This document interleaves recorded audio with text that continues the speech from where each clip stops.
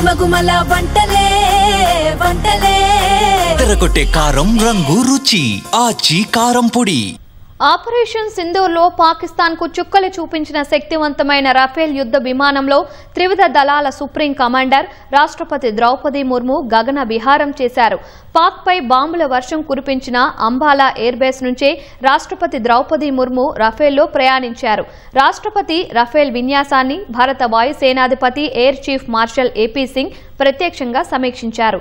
రఫేల్లో ప్రయాణించడం మరపురాని అనుభవమని రాష్ట్రపతి పేర్కొన్నారు. రాష్ట్రపతి ద్రౌపది ముర్ము ఆపరేషన్ సింధూర్లో కీలక పాత్ర పోషించిన రఫేల్ యుద్ధ విమానంలో ప్రయాణించారు. ఆపరేషన్ సింధూర్ సమయంలో పాకిస్తాన్పై క్షిపణుల వర్షం కురిపించిన హర్యానాలోని అంబాల వైమానిక స్థావరం నుంచే రాష్ట్రపతి ఈ ఫ్రాన్స్ తయారీ సూపర్ జెట్లో విహరించారు. విన్యాసాల సమయంలో Murmu G suit, helmet, sun glasses ధరించారు. రఫేల్లో విన్యాసం మరపురాని అనుభవమని ముర్ము తెలిపారు. శక్తివంతమైన రఫేల్లో ప్రయాణించడం దేశ రక్షణ సామర్థ్యాలపై నూతన గర్వాన్ని నింపిందని ఎక్స్లో పోస్టు చేశారు. ఈ విన్యాసాన్ని విజయవంతంగా నిర్వహించిన భారత వైమానిక దళం బృందాన్ని అభినందిస్తున్నట్లు రాష్ట్రపతి పేర్కొన్నారు.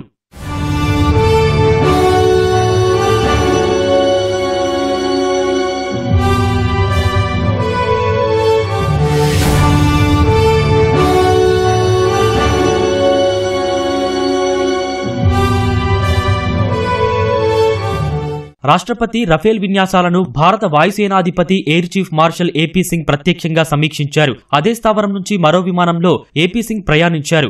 ఆపరేషన్ సింధూర్ జరిగిన 6 నెలల తర్వాత రాష్ట్రపతి యుద్ధ విమానంలో ఎగరడం ప్రాధాన్యం సంతరించుకుంది. అంతకుముందు రాష్ట్రపతి ఎయిర్ బేస్ లో భారత వాయుసేన నుంచి గౌరవ వందనం స్వీకరించారు. ద్రౌపది ముర్ము యుద్ధ విమానంలో విహరించడం ఇది రెండోసారి. 2023లో ఆమె రష్యా తయారీ సుఖోయి 30 ఫైటర్ జెట్ లో గగన విహారం చేశారు. 2006లో ఏపీజే అబ్దుల్ కలాం రాష్ట్రపతిగా తొలిసారి సుఖోయి 30 యుద్ధ విమానంలో సూపర్ సోనిక్ వేగంతో గగన విహారం చేశారు. ఆ తర్వాత 2009లో అప్పటి రాష్ట్రపతి ప్రతిభా పాటిల్ కూడా అదే యుద్ధ విమానంలో పయనించారు.